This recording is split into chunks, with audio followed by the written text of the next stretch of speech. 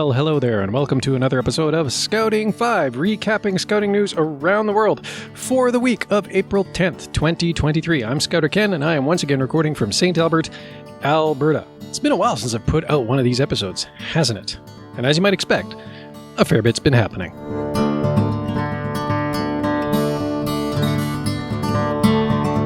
I guess I'd be remiss if I didn't start this off by noting that the first Africa rover Moot is about to get underway. It takes place from Saturday, April 15th, 2023 to Tuesday, April 25th. And I was reminded about this actually by the International Events Coordinator for Scouts Canada, who I've been corresponding with over the Cantersteg Jamboree that I'll be attending with the Canadian contingent later this year. But I was waiting on some details from him, some information from him, and he just got back from a vacation, and he shot me a couple of emails with most of the information that I needed, and then said, oh yeah, I'm going to the Africa Rover Moot, so I'll be back at the end of April.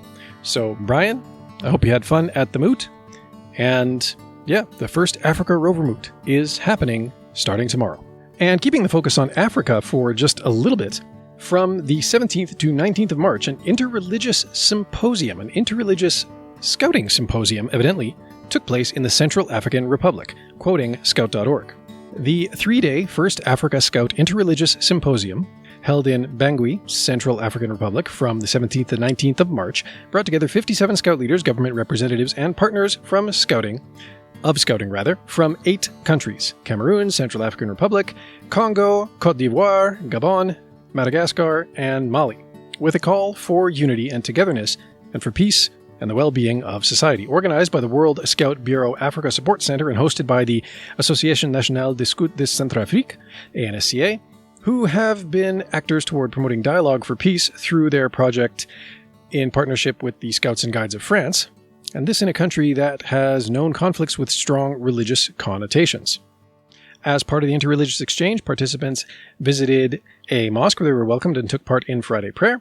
This emotional moment offered opportunity for all to discover and understand this important Muslim religious practice. Scouting was recognized as a movement of peace, strongly encouraged and supported by the leaders receiving the participants at the mosque. They also took part in Sunday Mass at the Cathédrale Notre-Dame Immaculée Conception de Bangui.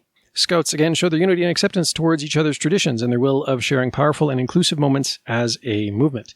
These two exchanges came out in the evaluation as the best experiences of the symposium. And I think it's interesting that, there is this still strong focus on the spiritual side of the human experience. It's not something that we necessarily give a lot of focus to in scouting, at least here in Canada. We don't seem to focus on it all that much, even though the spiritual component of the program is one of the listed core elements of what scouting entails. So it's really, really awesome to see scouts elsewhere in the world still very much observing the duty to God and focusing on that spiritual development part of scouting as much as on being peacemakers and working for a better world, because often those things go hand in hand. Elsewhere in Africa, scouts across Madagascar, and again quoting scout.org here, mobilized to provide emergency response to the devastating effects of Tropical Cyclone Freddy on the Indian Ocean coastline, since the cyclone first made landfall on the 21st of February. The cyclone, at the time that this article was written, had killed 17 people and affected over 299,000 others. It brought with it heavy floods and destructive winds that affected homes, crops, and rice fields.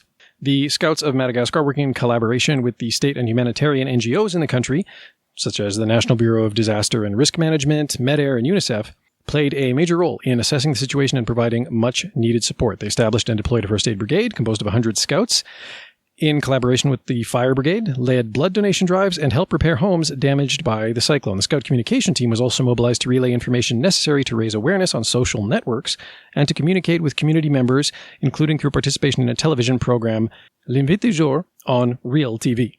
And again, this is an aspect of the scouting experience that you see more internationally. We don't really have to deal with natural disasters quite as much, here in Canada. I suppose if there was ever like a major earthquake in Vancouver or San Francisco, then we might see similar stories like this emerging out of those areas. But for the most part, it's not really something that seems to happen quite as much yet elsewhere in the world. When faced with these harsh environmental challenges, natural disasters, whatever, scouts unfailingly rise to the occasion. So well done, scouts. And I don't want to excerpt too much from this next story, also from scout.org, but I'll give you the synopsis that is posted on scout.org, and you can read the rest. It's been over a year now since Russia invaded Ukraine, and of course, again, Scouts rallied to support that. Scouts in many countries rallied to support the Ukrainians, and Scouts in the Ukraine rallied to support their own countrymen, mobilizing a response to the humanitarian crisis that emerged from that invasion. It's been over a year since that happened now, and there's a really touching story on scout.org about how one scout was able to find happiness even in this dark time in her life. So quoting just the description of it from scout.org, you can hit the link in the show notes and read the rest. Anna is a 20-year-old scout leader from Dnipro, Ukraine. She fled Ukraine when the war escalated in February of 2022, but she returned as soon as it was safe to do so, having faced displacement and volunteers with internally displaced children who fled from war-affected cities like Mariupol and Severodonetsk. The immense support Anna received from strangers on her journey out of Ukraine left her motivated and inspired to give the same joy and assistance to other young people in a similar situation. Through her National Scout organization, she involves displaced children in scouting activities and scouting's educational approaches to reintroduce a sense of normality to their childhood while supporting their learning and well-being. And what follows then in this article is Anna's own story, in her own words. And earlier this year, showing how long it's been since I actually did one of these Scouting 5 episodes, and I apologize for, again, missing like an entire month of the year. From scout.org, we have news of the 11th National Scout Jamboree, which took place in Bangladesh. Bangladesh Scouts hosted the 32nd Asia-Pacific and 11th National Scout Jamboree, which took place from the 19th to the 27th of January, 2023, at the National Scout Training Center in Ghazipur. For the first time in the history of the Bangladesh Scouts, a night hike was enjoyed by Scouts wherein they were put into an unknown destination, but with the aid of hints, trail marks, clues, and a compass, were given a way to test their ability to do orienteering and hiking. They also took part in a study trip, which took the Scouts to an industrial complex, and the Global Development Village in the camp offered an international opportunity for Scouts to learn about the NSOs which participated in the event. Scouts also enjoyed some fun learning activities under the Better World Framework Exposition within the GDV. Do have a little bit of bad news, however. A couple of Scouts were injured as they were caught by Storm Noah in the Wicklow Mountains. Quoting The Independent out of Ireland. Wicklow's mountain rescue teams came to the aid of a Scout group in difficulty on Tuesday as weather conditions deteriorated in the Wicklow Mountains with the arrival of Storm Noah. Angara Siachana raised the alert at 8:23 p.m. on Tuesday night and tasked the Dublin Wicklow Mountain Rescue Team and the Glen of Immel Red Cross Mountain Rescue Team to respond to the incident. The group of 11 Scouts and their leaders were taking part in a training night when the weather suddenly turned, leaving the group cold and wet, with some reporting light headaches. There were also concerns that one of the group had sustained a lower leg injury. Sarlacc technology was used to locate the group, who were near the top of Turlough Hill. A full team call-out was considered appropriate given the deteriorating weather and the ages of the group and their numbers. 5 mountain rescue vehicles and 20 personnel arrived at the Wicklow Gap and then drove to the top of Turlough Hill in order to transfer all members of the group to the car park. The group were assessed and it was determined that most of them could return home with their leaders, but 3 Scouts, a leader, and a parent were all brought back to Glen Base so they could be further assessed. 2 of the Scouts were then transported to hospital and a 3rd was able to make the return home. Also, some news from the Boy Scouts of America and the ongoing abuse lawsuit there, quoting Reuters. A U.S. judge on Tuesday, this was published on March 28th, so I'm assuming it would have been the Tuesday immediately prior thereto, affirmed the Boy Scouts of America's $2.46 billion settlement of decades of abuse claims, rejecting appeals by some of the group's insurers and abuse claimants. U.S. District Judge Richard Andrews in Wilmington, Delaware, ruled that the Boy Scouts agreement, which could create the largest abuse settlement fund in U.S. history, was a good faith effort to resolve claims by more than 80,000 men who say they were abused as children by troop leaders. The Boy Scouts settlement, approved in bankruptcy court in September, was supported by 86% of abuse claimants and the Boy Scouts' 2 largest insurers. I'm hoping that brings this particularly tragic chapter to a close. I suppose we will see. None of these things is ever really final. There are always follow-on lawsuits, especially in the U.S.